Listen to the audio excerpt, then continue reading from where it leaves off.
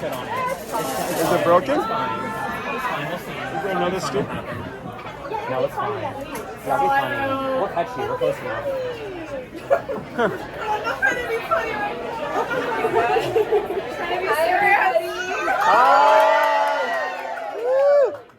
just as excited as you guys are. Because we were so close during that. You guys are so nice for playing Nothing Matters. Like, you have that extra oomph. It's the last time we're going to do that. I wanted to just share an anecdote that was just special to me because it was basically 2 years ago. I think it was your first American tour, November 2nd, 2023. I saw The Last Dinner Party at the Bowery. So special. I dressed up in a white dress. I don't know if you could see it. I was trying to be you guys. I have two of my best friends here with me tonight that went to that show. And at the time, I had started messaging with a boy, a man.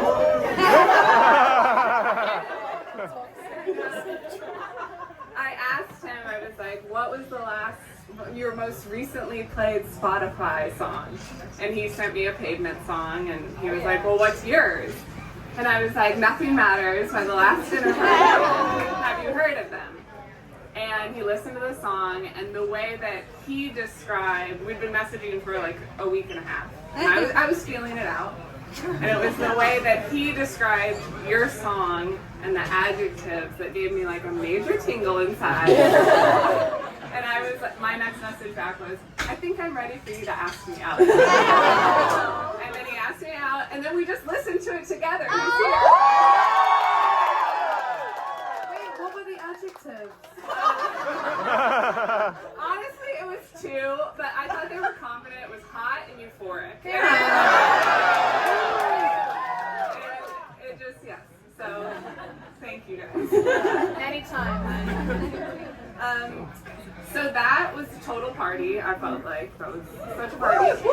But one thing, when I was reading about the new album from the Pyre, I was reading that you guys, are calling it a bit of a darker, more earthy, raw feeling than your last album, Prelude to Ecstasy. And like, as a fan, I thought that was super decadent and sensual.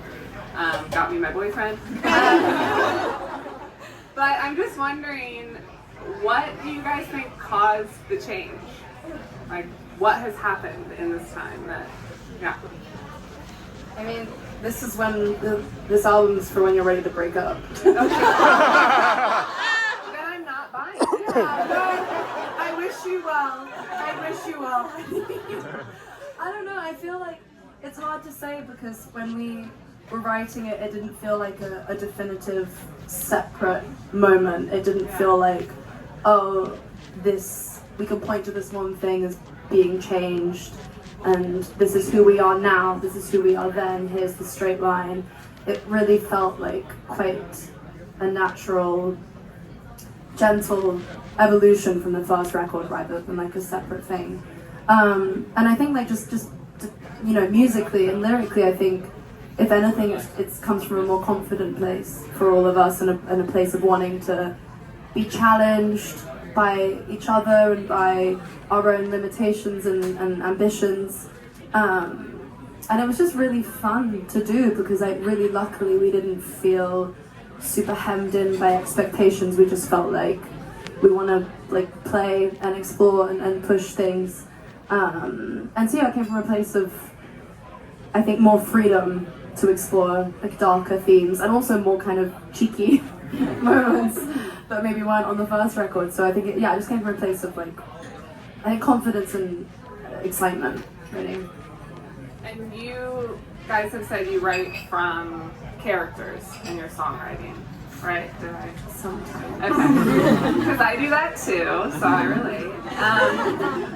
But I was thinking about it and I was like, oh my god, have I not tapped into a talent? Like, could I write a song as one of my characters? I've never actually tried that, but when I get into a character, it's a wig and it's a voice, and I've literally never thought of writing a song because I can't do that. But can you just talk me through how that happens, like coming at a song from a character, and are you actually feeling like I'm inhabiting a different person, this is a different voice, or like what are the levels there?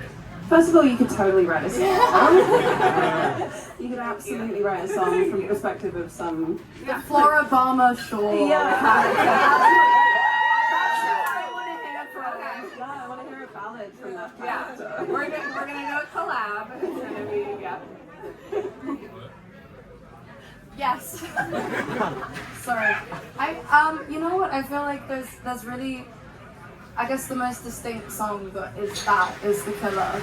And I wrote that kind of as a joke and kind of like in this character of a sort of like Nick Cave kind of murderous person. Because I got ghosted. And the only way I could process it was by being like, I am a cowboy, and I'm better than you, and blood. And I don't want to kill anyone. Murder bad, I wish him well, he has a baby now. All the best. All of so brutal. Yeah, kind of. I don't know. It was like fun. It's fun to write in a character, and I feel like it. Even though the song is like super personal and super like very true to how you're feeling, I feel like for everyone, even if you're not a songwriter or you're not like specifically an actor or creative, I feel like often some of the best ways that you can understand stuff that happens to you or feelings that you go through are sort of through this cinematic lens. Like I feel like it's super common and really helpful and beautiful to kind of process, you know, exciting things or traumas or heartbreak or anything through a kind of looking at yourself in a third person way. And I just think it's a fun way to write. I think it's interesting. I think it's really good for learning about yourself and kind of also not taking things too seriously and not getting too stressed about, you know, being ghosted or whatever. It's like, you know, it's a good exercise, I think, for anyone, even if you're... I was just gonna say he wasn't even that like cool. No, he wasn't. The most interesting thing that's ever happened to him. Thank you, Georgia. No worries. One thing I've noticed with your audiences, which I think is exhibited here tonight, is, you know, when I'll go to a show, even some of my favorite bands, I'll find that I'm still a bit self-conscious in the crowd. The way I move, I'm not sure. I'm like, my arms are crossed, and I'm like, I should be dancing. And I know tonight we're like really packed in because this is so special. But at some of your like larger shows where there's more space, I've never seen someone just arms crossed, you know, like arms are out, they're flowing, they're moving like you guys move, and dressing like you guys dress, and there's this freedom that I haven't really felt before at a show. And I guess my question is, like, do you guys happen to know what you're tapping into that makes us feel safe and that like we get to do it too because it's working? Yeah. Does it? Does it? Does it want? Does it? What's it doing? Let me stand. Friendship. I'm not going to say anything now. I just want to hold the mic. Boom.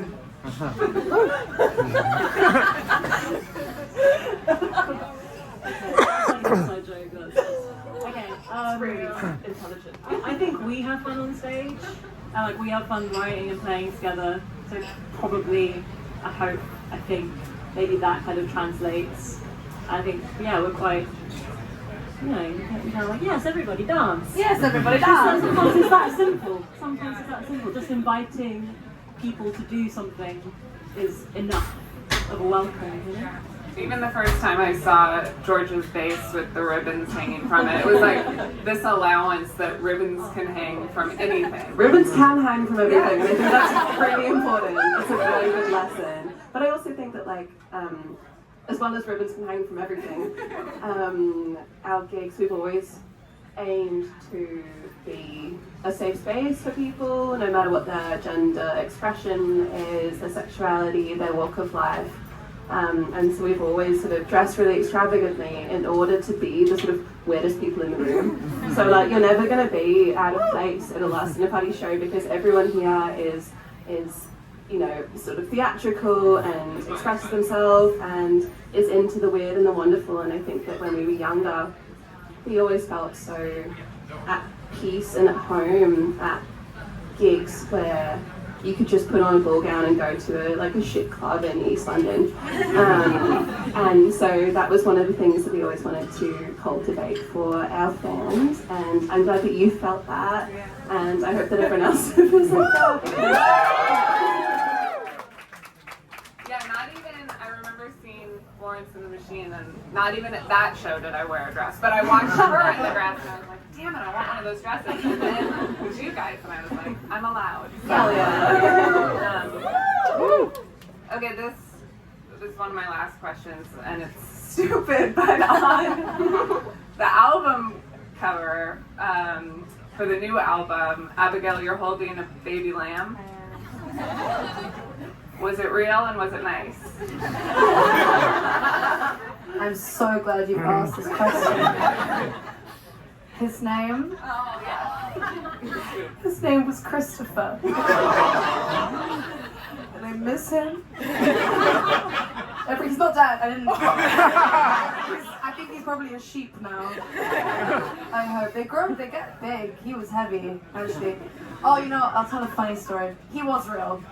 Oh yeah. Oh, he was so real that we were doing like the album cover shoot with him, and we were filming some content, reels for you guys, and there was a bit where I was sort of with him in a barn, and he was stressed. He was a little anxious because there's a lot of like cameras, a lot of people. He was like, and I was feeling very maternal. And I was sort of holding him, and I was like, and he started settling down, and I was feeling quite like, yeah. I know I can talk to him. I know him. And then he got really quiet and really chill, and then I kind of heard like giggling from where Georgia was sitting behind me, and I was trying to just continue to lip sync and just hold my baby and just fucking chill. And I sort of looked down at my Gunny Sacks prairie dress. Oh yeah. Covered in shit. Covered in lamb shit. And the thing about lamb shit, I don't know if you should go there. It's green. Anyway, sorry. I don't know. Does that answer your question? What's that? I seriously, just, this is facts. I've never felt as uncool today thinking about questions to ask rock stars. But that was one I was like, I'm asking about the lamb. And I'm glad I asked. Like, there's a shit story behind it, so I'm like patting myself on the back. You're welcome, New York. And I really don't think we need to know anything else. I think we should end on lamb shit. We're so grateful to be here. You guys have made my life more free. Every birthday party I've had the past 3 years, I've played music, and people have our own dinner parties. So yeah, thank you so much. Thank you.